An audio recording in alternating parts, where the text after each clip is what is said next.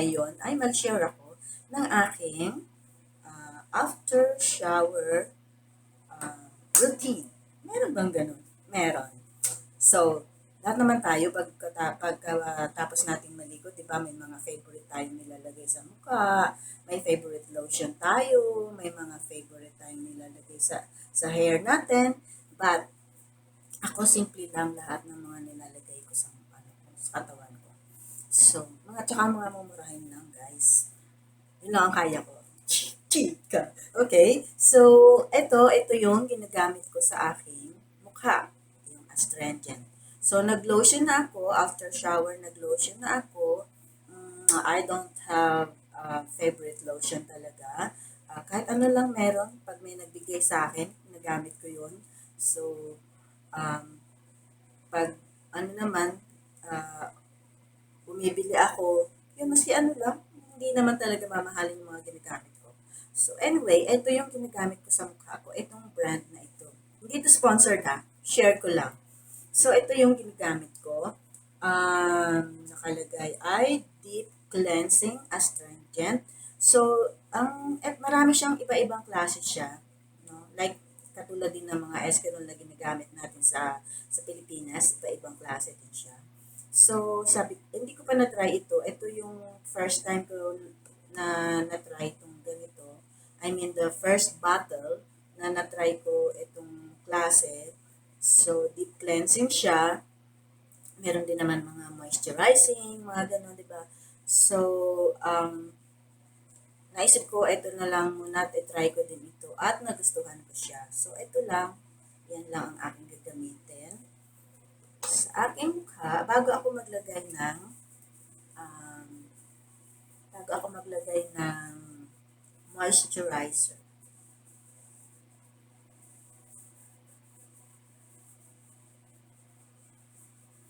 So, ganyan lang. Ayun.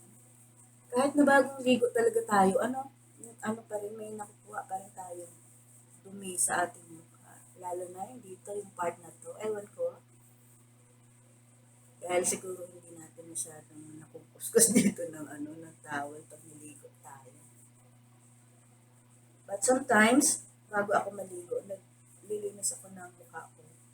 Nagbabrush ako ng facial brush. Yun ang ginagamit ko, facial brush, pagka ako ng mukha naglilinis.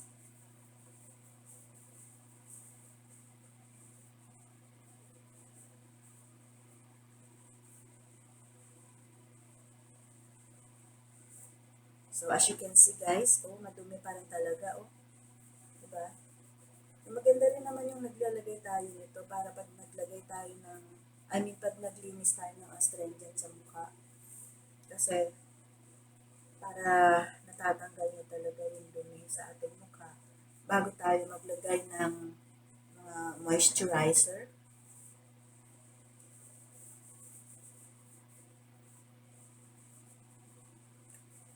Kung napapansin nyo, ito talaga, kahit na naghilamos tayo, pag nag-astringent ka, may nakukuha ka pa rin talagang dark na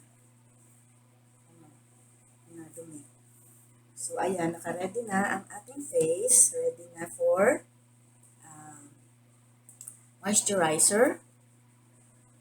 So, ang favorite ko talagang nilalagay sa mukha ko, guys, ay yung Nivea lang. Yung kulay blue na nasa cup. Yun lang ang nilalagay ko sa mukha ko. Yan ang favorite ko, kahit na bago ako maglagay ng makeup, yun, idadab ko lang yun sa mukha ko. Yun ang favorite ko kahit sa gabi bago ako matulog. But, naubusan ako guys. So, meron ako nito. Yan, clinic. Ayan. Meron ako nito. Hindi ko masyado siyang ginagamit. Kasi nga, mahal siya. So, at saka, hiyang ako doon sa Nivea. So, ito ginagamit ko lang pagka ako ay nauubusan ako ng aking mga moisturizer. So, ayun. Ito muna ang gagamitin natin. Tapos, yun na. Tapos na ako niyan. Pag nalagyan ko na siya ng moisturizer, okay na ako dyan. Yan. Yan.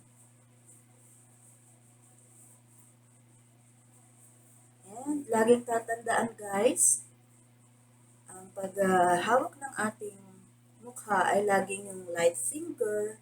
Itong finger na to. Yan, laging light lang. Pag may nauubos na, siyempre, dadagdagan natin, di ba? Yan. At saka, laging pataas ang ating ng ating skin. No? At himas, laging pataas, huwag mong ibababa kasi para hindi magsag yung ating skin, lalo na sa mga may edad na, kahit naman bata pa tayo. So, para hindi magsag ang ating skin, ayun, laging pataas yung ating paghawak ng ating face sa mukha. Okay? And then, sa leeg ko, naglalagay din ako ng moisturizer, pero hindi yung mamahalin, ha? Sayang. Tsaka, ano lang naman, moisturizer din naman yun. So, buka tayo ng ibang moisturizer. So, ayan. Ito, hindi ako masyadong nahiyang sa kanya. Ayan. Ano to? Yung Olay. Hindi ako masyadong nahiyang sa kanya. Hindi ko siya masyadong nagustuhan kasi masyado siyang nagiging oily sa mukha. So, hindi ko siya masyadong ginagamit. So, para magamit ko lang siya at hindi naman siya masayang, ito yung nilalagay ko dito sa leeg ko. Para lang magamit ko siya. Ayan. Siya yung nilalagay ko siya. Diyan sa leeg ko. Para magamit ko lang siya at hindi masayang. Ayan. So, ganun din guys. Ang paghawak dito, ganyan din. Pataas din. Ayan. At saka pa ganun. Ayan. Para matulungan naman lalo na sa skin na katulad ko na gurang na dye. Nako. So, kailangan ganyan. Pataas pa rin para hindi nagsasag yung ating skin. So, pataas at saka pa ganun. Yan. Yan. Pa ganun. Pa ganun. There. So, I'm done. So, as you can see, ayan, basa pa yung ating buhok. Ngayon, yung aking buhok, guys, ay natural na wavy. Yan, wavy yung aking hair. So, ang ginagawa ko, guys, kasi ang mga natural wavy na hair is natural din siya na dry. Yan, may tendency talaga siya na mag-dry. Ganyan ang mga wavy na hair. So, kailangan talaga lagi silang inaalagaan. But in my case, since nagkukulay na ako lagi ng buhok dahil nga may puti na tayong buhok. So, kahit na anong alaga natin, nagda-dry talaga yung ating hair, di ba? So, eto guys, meron akong i-share sa inyo. Ito, castor oil. Castor oil siya. Again, this is not sponsored. I'm just sharing what I am using to help others who are also trying to make their hair smoother. And not only for hair, I also use this for my feet and my finger or my hands. So, ang ginagawa ko guys, after ko maligo, pag nagbasa ako ng hair ko or pag nag-shampoo ako ng hair ko, naglalagay ako ng castor oil sa buhok ko. But not all over. I just use it on the ends of my hair. Ayan. Ganyan lang guys. Ganyan-ganyan ko lang siya doon sa ends. Kasi nga, kulot yung buhok ko. Kailangan na i-tame ko yung dryness or yung pagbuhaghag ng aking hair. So, nilalagyan ko yung dulo para hindi siya maalsa ba. Konting-konti lang guys. Ganun, iaano mo lang siya para mag-ano lang siya. Hindi lang siya magbuhaghag. Ganun. Ayan, ganyan lang siya, dulo lang. And, kung may matira sa hands mo, then you can spread it here para din ma-image niya yung mga fly away here. Yung mga, diba, lalo na pag nagda-dry yung hair natin, may mga nagpa-fly away ng mga buhok dyan. So, yan lang. Wag na tayong kumuha pa. Ay, yung natira lang dito sa hands natin, yung moisture lang dito sa hands natin, yun lang ang i-ano natin dito para hindi siya heavy on the hair. Ayan. And, yeah, as I have told you, yan yung dulo lang talaga. Ayan, parang i-ano mo lang siya dun sa dulo. And sometimes, susuklayin ko siya ng ganito. Yan, ganitong suklay lang. No brush ha, ganitong suklay lang. And susuklayin ko lang siya. Pagkatapos kong suklayin, hayaan ko na siyang matuyo. Then, yung wave ng hair mo ay maganda pagka natuyo na siya. Maganda yung wave ng hair. So, bihirang-bihira ako mag-straight ng hair, guys, or maggamit ng blower unless na may pupuntahan ako na gusto ko ng straight ang hair ko. Yun, doon lang ako nag-iron ng hair or nag-blow dry ng hair. But, kung wala naman akong importanteng pupuntahan or I don't need to straighten my hair, I don't straighten my hair because I love my locks. I love my wavy hair. Ayun. So, ayan. Pag medyo mahirap suklayin, lalo na pagbasa, guys, huwag niyong unahin dito sa taas kasi usually maano siya. Pwede rin naman, but ganito ang gagawin niyo. No, ialsa niyo yung upper portion ng hair para mas mabilis siya. Ayan, o, diba? Mabilis lang. And then, get another portion of your hair. Yan. Diba? Mabilis lang suklayin. Tsaka hindi masisira yung buhok natin. Diba?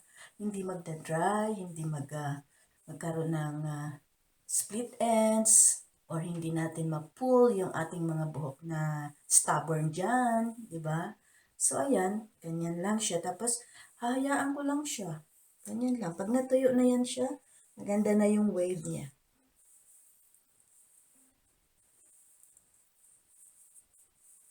So, ganyan lang guys.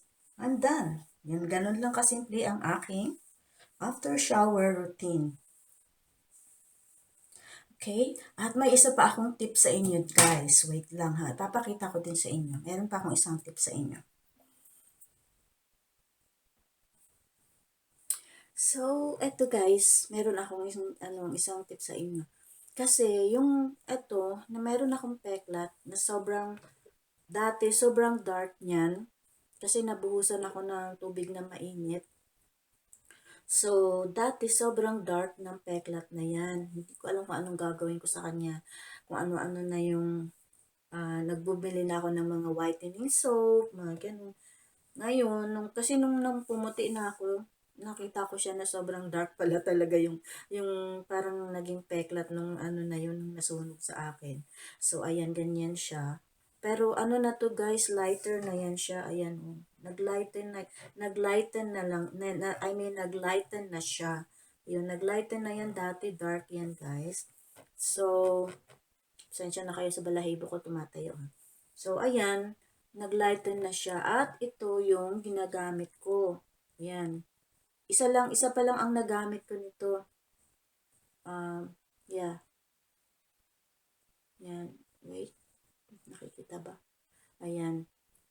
So, isa pa lang yung nagamit ko. Ito pa lang yung nagamit ko. At naglighten na talaga yung aking peklat. So, I think nakakatulong ito sa mga may peklat, yung mga dark na peklat, sa mga nagtatanong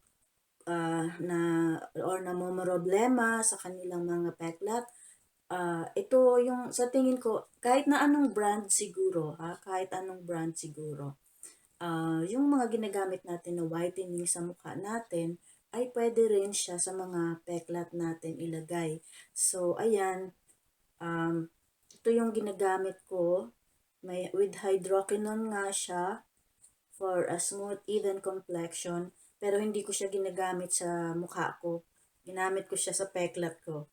So, ayan. Yan yung nakalighten ng aking peklat. So, sa mga gustong pumuti ang peklat, ayan. May iba pa namang brand, basta ang gagamitin nyo ay bleaching cream or whitening cream, yung mga ginagamit natin na, yung mga na ano, yung ginagamit natin sa mukha natin ng mga whitening cream, nakakatulong siya sa mga dark natin na peklat. So, ayan, nakatulong talaga siya kasi dati sobrang, nakita ko talaga yung sobrang dark pala yung aking peklat. So, parang naano rin naman ako, nahiya rin naman ako sa balat ko. So, isang beses nagpunta ako ng Walmart at yun nga, nakita ko ito. Sabi ko, itry ko nga to. Not for my face, but for my dark scars. Ayan. Kasi minsan guys, di ba nagkakamot tayo? Ayan, may kinamot ako, dark siya. Oh. Maliit lang siya pero super dark. So nilalagyan ko rin. At saka yung tuhod natin. Yung mga tuhod natin, di ba, may mga maiitim na ano sa tuhod. Ayan, nilalagyan ko din siya. Pumuti na rin yung tuhod ko. Ayan. So nilalagyan ko yan. Ganon din sa kabila, syempre. Nilalagyan ko din para magpantay naman yung tuhod ko. Baka yung sa kabila maputi, yung sa kabila mukhang gusgusin. So, ayan guys, ang aking mga tips for today. Mga simple tips lang yan, ha, na mga mumurahin na magagamit. So, hope nakatulong ako sa mga nagtatanong kung ano ang makakapagpaputi ng peklat. So, ayan, nakatulong ito. Itong whitening cream na ito with hydroquinone nga lang siya. But I don't care because nasa legs ko lang naman siya. Wala naman sa mukha. So, at saka pumuti naman talaga siya na hindi pa naman siya puting-puti kasi nga sabi ko 1 tube pa lang ang nagamit ko. But it lightens talaga. Ayan. So, that's it guys. And hopefully nakatulong yung aking pag-share sa inyo.